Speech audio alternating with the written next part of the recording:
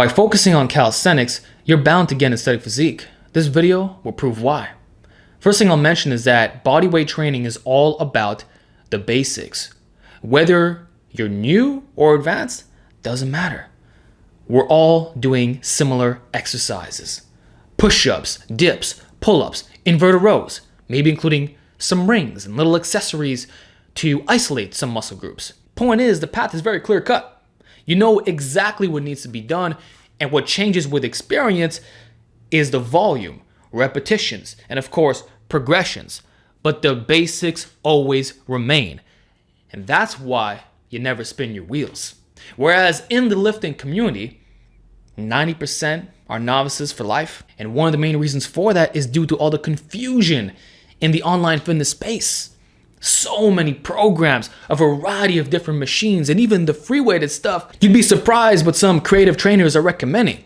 So what we end up with is a cluster of exercises, many of which are either unproductive or simply get people away from what they should actually be focusing on. So you'll often see novices following a 5-day body part split, even though their squat is only at 135 pounds.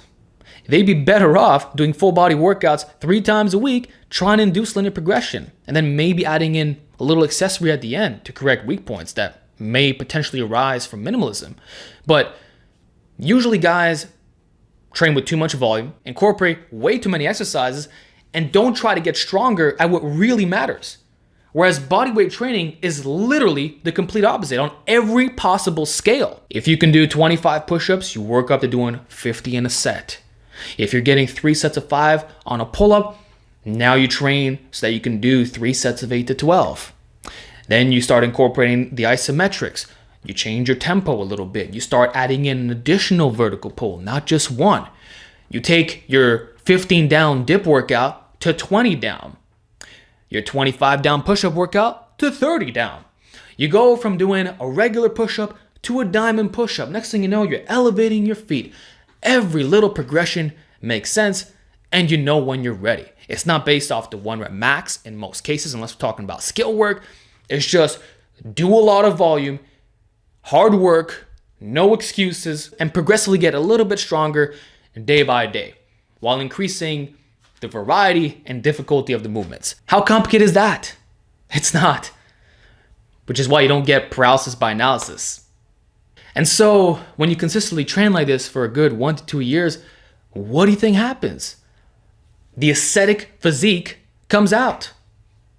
Not to mention the amazing work capacity benefits, as well as having your base be established on all the major movement patterns. And might I say you'll be decently strong on weights too? Or if you transition into it, it'll be that much easier than the guy who didn't do calisthenics? The most important thing is not spinning your wheels. You need to have a clear direction. And that's what makes bodyweight training so special. Most people end up doing things right. And when it eventually gets to that point where you might do well with weighted calisthenics, or you need a bit more fine tuning to your program, the base level of size and performance has already been established. Whereas many novices in the gym are already looking for advanced solutions to their problems, when really all they had to do was get stronger at the most basic compound movements of all time.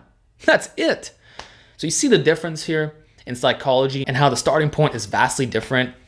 At the same time, when you do get to the intermediate status of calisthenics, by that point, you'll usually have that aesthetic physique regardless. And most notably in 3 areas that everyone wants. Pecs, since the push-ups and dips are really effective for that. Back, since you're not neglecting one of the best vertical pulls, your pull-ups, chin-ups, etc.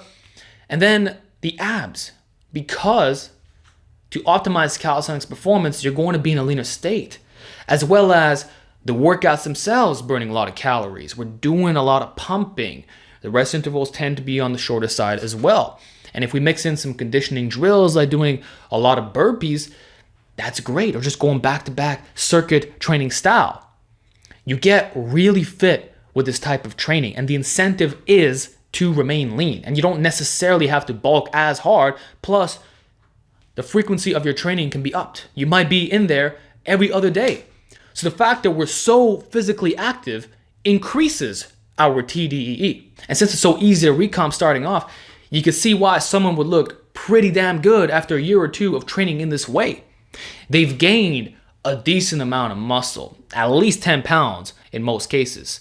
And now they have the cuts to show for it. So you don't have to be the biggest guy as long as you have muscle in the right spots. Just like I'm always saying in my naturally enhanced philosophy, the neck, traps, upper back, shoulders, forearms, and glutes. And this way, by selectively targeting certain regions, you can end up with a more mass monster type look, or being super aesthetic, like in the case of calisthenics.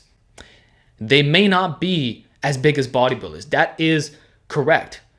But the muscles that are developed are the ones that make you look good in unflexed state, at the beach, when you got the shirt off.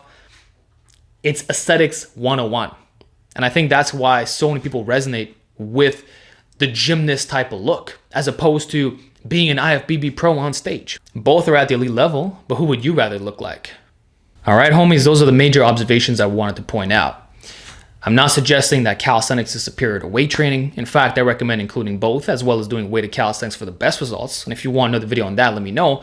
So all I'm talking about today is that there are many factors of bodyweight training that make it that much easier to be aesthetic. There's a high correlation, and it's not by coincidence. I'm sure you understand that a lot more clearly now.